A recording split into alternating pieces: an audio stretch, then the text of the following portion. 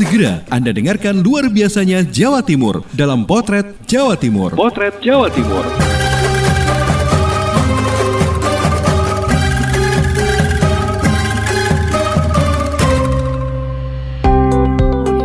Halo sahabat, Jawa Timur memang luar biasa. Mulai dari tempat wisata, kuliner, event budaya, UMKM, dan masih banyak lagi yang luar biasa dari Jawa Timur. Nah, setiap Sabtu dan Minggu, luar biasanya Jawa Timur akan hadir setiap jam 8 pagi dan 4 sore di program Potret Jawa Timur.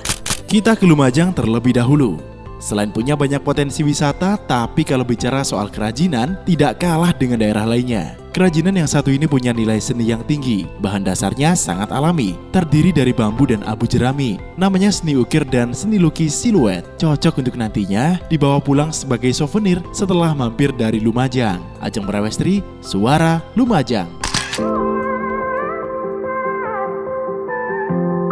Kabupaten Lumajang tidak terlepas dari potensi dan kekayaan alam yang dimiliki, sehingga menjadikan masyarakat menyadari hal tersebut dan memanfaatkannya untuk meningkatkan taraf hidup.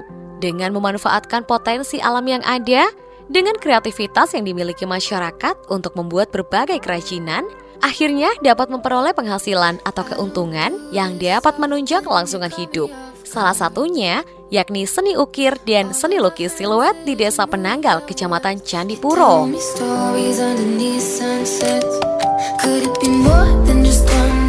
Menurut Sandy, pengrajin seni ukir asal Desa Penanggal, mengatakan umumnya seni ukir menggunakan bahan dasar kayu dan seni lukisnya berbahan dasar cat. Namun dia memanfaatkan bambu sebagai media seni ukir, serta abu jerami sebagai media seni lukis. Sandy juga mengungkapkan bahwa bahan untuk membuat kesenian tersebut sangat alami dan mudah didapat, khususnya di daerah mereka tinggal.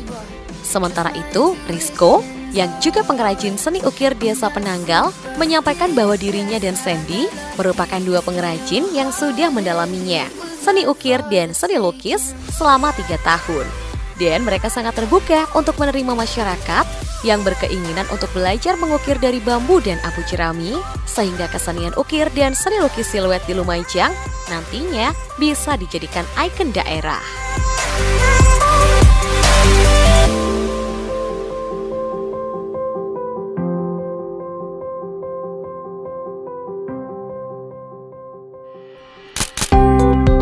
Masih bicara soal kerajinan, tapi kita ke Sidoarjo. Pernah terkenal dengan bencana lumpur panas yang sekarang justru dijadikan geowisata. Selain itu, lumpurnya ternyata juga bisa dijadikan batu bata. Menarik bukan? Kabarnya warga terdampak berbondong-bondong memanfaatkannya untuk menambah penghasilan. Atika Hamzar, Suara Sidoarjo yang punya cerita. Selama ini, lumpur Sidoarjo masih tertimbun dalam kolam penampungan. Kalau lewat di Jalan Porong Lama, terlihat kolam penampungan yang tinggi di sisi jalan. Sahabat, Pusat Pengendalian Lumpur Sidoarjo atau PPLS saat ini mulai memanfaatkan lumpur itu. Lumpur Sidoarjo atau lebih dikenal sebagai lumpur lapindo coba dimanfaatkan sebagai bahan pembuat batu bata. Awalnya, pengelolaan lumpur lapindo jadi batu bata gagal.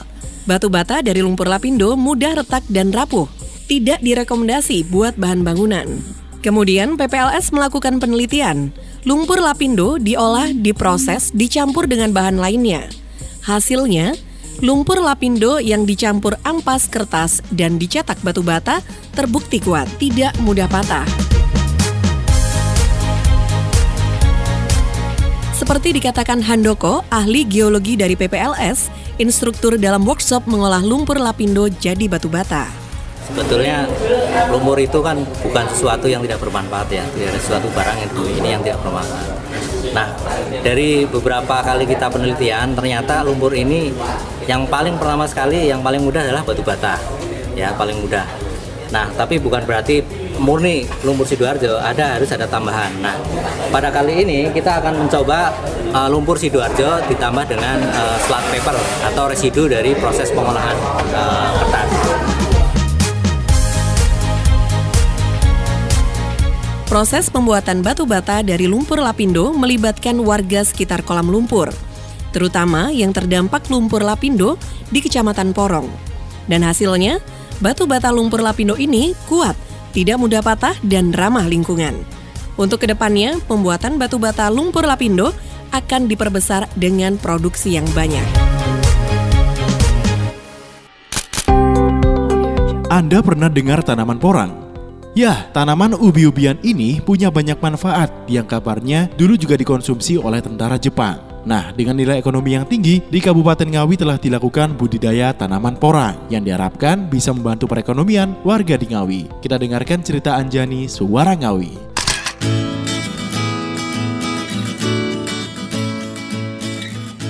Sahabat, porang adalah tanaman fenomena zaman beratus-ratus tahun yang ada di bumi pertiwi ini. Biasanya porang tumbuh di pinggir jurang, di bawah rumput bambu, dan di bawah pepohonan yang rindang, atau bahkan di semak belukar. Dan sekarang, porang dibudidayakan, utamanya di Kabupaten Ngawi. Porang adalah tanaman ubi-ubian yang dikenal dengan nama latin Amorphopalus moelleri. Tanaman ini lebih sering dikenal dengan nama iles-iles. Manfaat tanaman ini adalah sejenis gantung, dan pada zaman Jepang ini juga dikonsumsi oleh tentara Jepang. Sahabat, pembudidayaan porang bisa dikatakan tidak terlalu sulit. Pasalnya, tanaman porang dapat tumbuh dan berkembang dengan baik meski ditanam tumpang sari dengan tanaman lainnya seperti jati, sengon, dan lain sebagainya. Samsi, 52 tahun, adalah warga dusun Bayem Taman, Desa Jagir, Kecamatan Sini, Kabupaten Ngawi, mulai mencoba budidaya tanaman porang tersebut di kebun belakang rumahnya yang tidak terlalu luas. Kebun berukuran sekitar 20 x 40 meter tersebut telah ditanami pohon jati dan di sela-selanya dibiarkan kosong tanpa tanaman. Untuk memanfaatkan sela tanaman jati tersebut, Samsi mencoba tumpang sari tanaman porang. Samsi juga mengatakan menurut informasi yang beredar di masyarakat, tanaman porang saat ini harga jualnya bisa melambung tinggi. Untuk saat ini harga jual porang basah mencapai 10.000 per kilogramnya, sementara porang kering bisa mencapai 40.000 per kilogramnya. Selain memiliki nilai jual yang cukup tinggi dan modalnya pun sedikit, tanaman porang juga dikenal sebagai tanaman yang tahan terhadap serangan hama tikus. Dengan harga yang relatif masih tinggi, Samsi mulai mencoba keuntungan budidaya porang. Dan ia berharap tanaman porang ini nantinya bisa meningkatkan kesejahteraan hidup keluarganya dan masyarakat di Desa Jagir, agar perekonomian masyarakat bisa meningkat mengingat prospek kedepannya sangat menggiurkan. Demikian untuk Potret Jawa Timur, Anjani, LPPL, Suara Ngawi.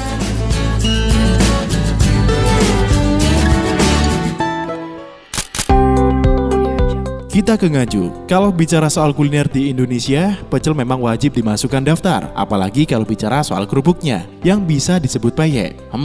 Pasti kebayang gurihnya. Nah, ternyata ada seorang pemuda yang punya ide untuk mengganti peyek dengan kerupuk upil. Ternyata idenya naik ke kelas nasional. Agustin Martigawati, Ersal Nganjuk yang bercerita.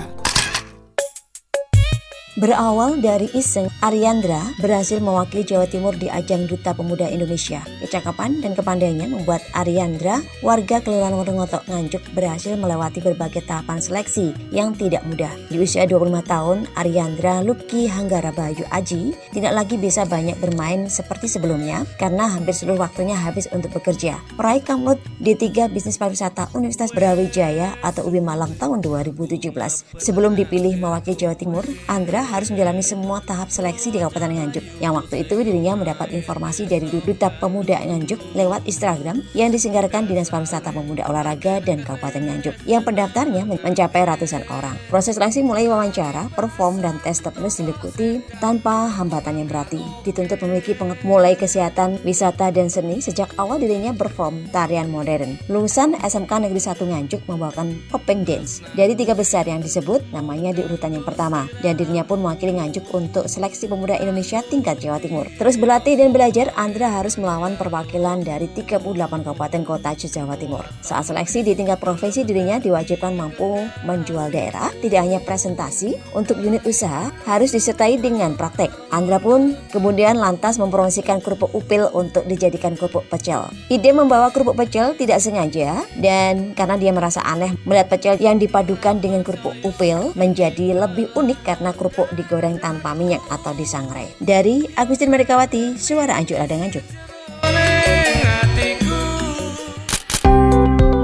Selanjutnya kita ke Kota Blitar. Meskipun semakin susah didapat, beberapa jenis makanan zaman dulu tetap jadi idola. Salah satunya gatot, bukan nama orang, tapi sejenis makanan olahan dari singkong yang sudah melalui proses pengeringan. Biasa juga disebut gaplek. Simak cerita dari Kirana Nisa, Mardika, Kota Blitar. Sahabat, keberadaan makanan siap saji kian menjamur, tak terkecuali di Kota Blitar. Namun banyaknya makanan kekinian di kota proklamator ini tidak menggerus keberadaan makanan atau kuliner jadul yang masih memiliki peminat cukup tinggi. Misalnya, kuliner tradisional gatot. Mungkin Anda sudah sering mendengar nama kuliner ini meski belum pernah mencoba. Kuliner gatot merupakan jajanan yang terbuat dari ketela kering atau sering disebut gaplek. Proses fermentasi atau merubah ketela menjadi gaplek yang memakan cukup waktu.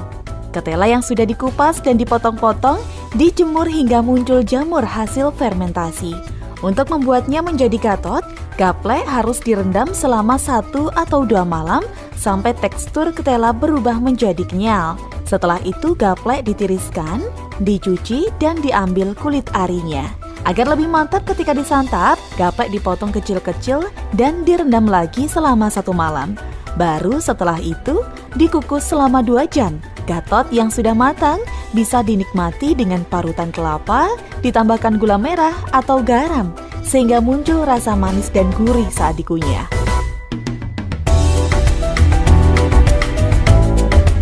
Nah, di Kota Blitar, kuliner gatot masih cukup difavoritkan dan bisa Anda jumpai di Jalan Lawu, Kelurahan Kauman, Kecamatan Kepanjen Kidul. Penjualnya bernama Sri Ami yang sudah berjualan gatot selama 20 tahun. Lapak Sri Ami tidak pernah sepi pengunjung, bahkan dalam 3 jam dirinya bisa melayani ratusan bungkus gatot. 1 bungkus kuliner gatot dihargai Rp3.000 saja. Selain gatot, Sri Ami juga menjual tiwul, ketan, grontol, atau jagung rebus yang dicampur dengan parutan kelapa. Anda bisa membeli salah satu menu, atau bisa juga dalam 1 porsi dicampur antara gatot, tiwul, grontol, dan ketan. Aninda, salah satu pelanggan dari Kelurahan Tanggung, Kota Blitar, mengaku hampir setiap hari membeli gatot di lapak Sri Ami. Selain rasanya yang khas, gatot dinilai lebih sehat karena berbahan dasar alami, tidak ada pengawet atau pewarna makanan. Tidak hanya itu, menurut Aninda, gatot memiliki daya tarik sendiri karena keberadaannya yang saat ini mulai langka. Makanan jadul kan saiki ya wis juarang toh Mbak, tapi lek gatot, nah ini yang masih banyak dicari. Soalnya buatnya ya nggak pakai pengawet, terus sehat, harganya ya murah. Ya wis kalau makan 1 porsi itu ya wis kenyang. Nah, itu tadi sahabat salah satu kuliner jadul yang masih populer di Kota Blitar. Kalau Anda berkunjung ke sini, jangan lupa cobain ya. Kirana Nisa, Mahardika FM.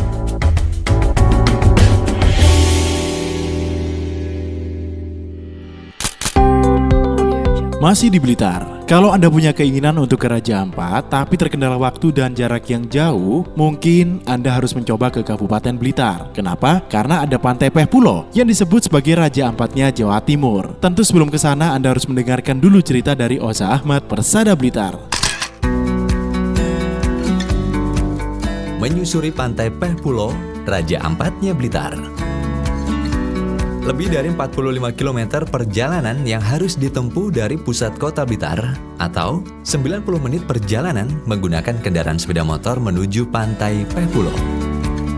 Rasa lelah terbayar sudah, karena sesampainya di Pantai Peh Pulo, kita langsung disuguhi dengan pemandangan yang menakjubkan.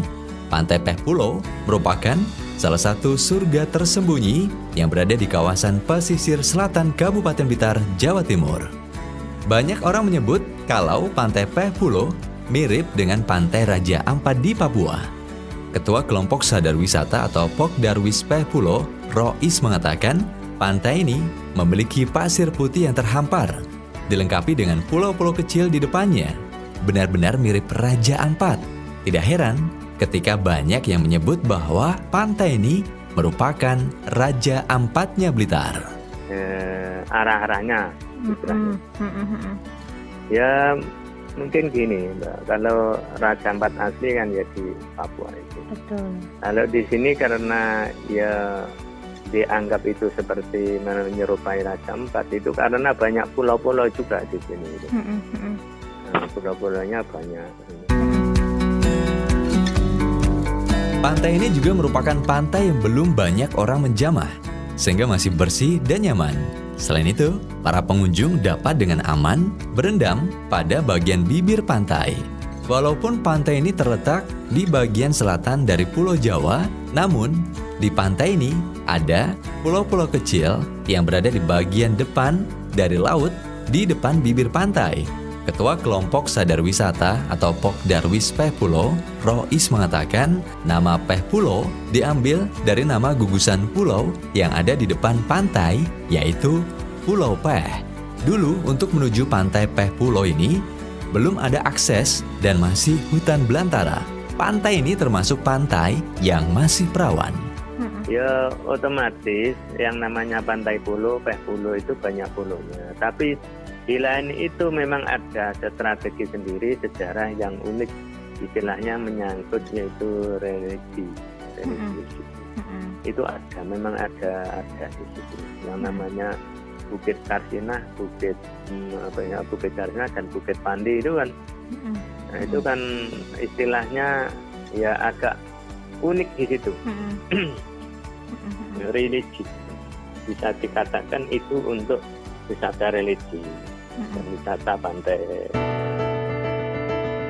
Ada hal lain yang dapat dilakukan di Pantai Peh Pulo adalah diving.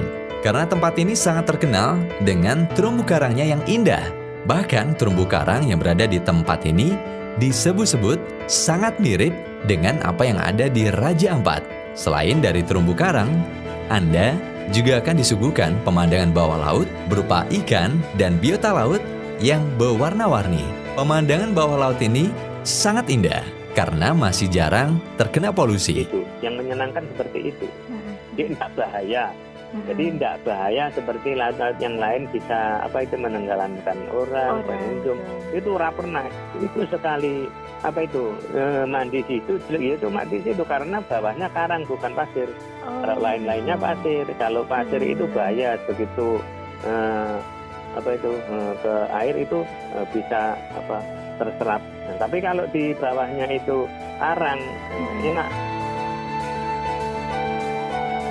Pantai Peh Pulo sendiri terletak di kawasan Pantai Pesisir Putih Sumbersih, Dusun Peh Pulo, Desa Sumbersih, Kecamatan Panggung Rejo, Kabupaten Blitar. Apabila Anda ingin pergi ke Pantai Peh Pulo, pastikan dulu kendaraan Anda siap, karena jalan menuju pantai ini medannya cukup sulit dan sangat tidak disarankan ketika hujan datang ke pantai. Dari Blitar Kota, Anda bisa menuju ke arah Ludoyo, kemudian dilanjutkan menuju arah Margomulyo. Dari Margomulyo, ambil rute menuju Panggung Rejo. Sesampainya di pertigaan Beringin Panggung Rejo, ambil jalan raya ke kiri. Ikuti jalan terus sampai Anda masuk ke Desa Sumbersih.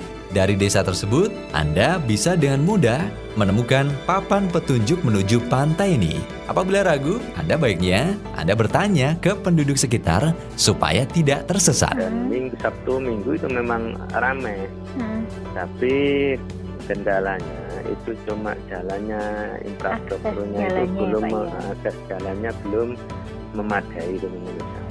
Tapi orang-orang yang jauh-jauh itu datang karena ya juga mengesankan nggak masalah kalau jalan, yang penting kita tenang di situ. Ketua Kelompok Sadar Wisata Peh Pulo, Rois mengatakan, selama ini banyak pengunjung dari luar Blitar yang berkunjung ke Pantai Peh Pulo. Rata-rata pengunjung yang datang ke Pantai Peh Pulo mengaku jika salah satu surga dunia yang bisa memberikan ketenangan dan kesejukan yaitu Pantai Peh Pulo. Sehingga ketika berkunjung ke Pantai Peh Pulo, bisa membuat pengunjung merasa semakin rileks setelah sehari-hari lelah untuk beraktivitas bekerja. Kemudian keesokan harinya bisa kembali bersemangat untuk beraktivitas.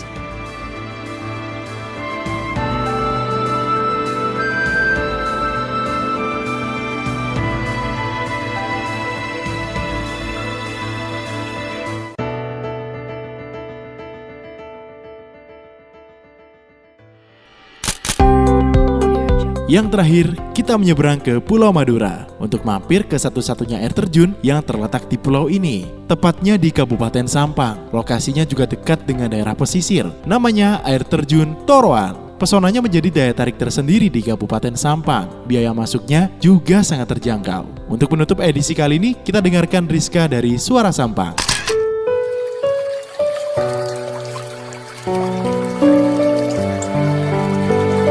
Terjun Toroan adalah satu-satunya air terjun yang berada di Pulau Madura.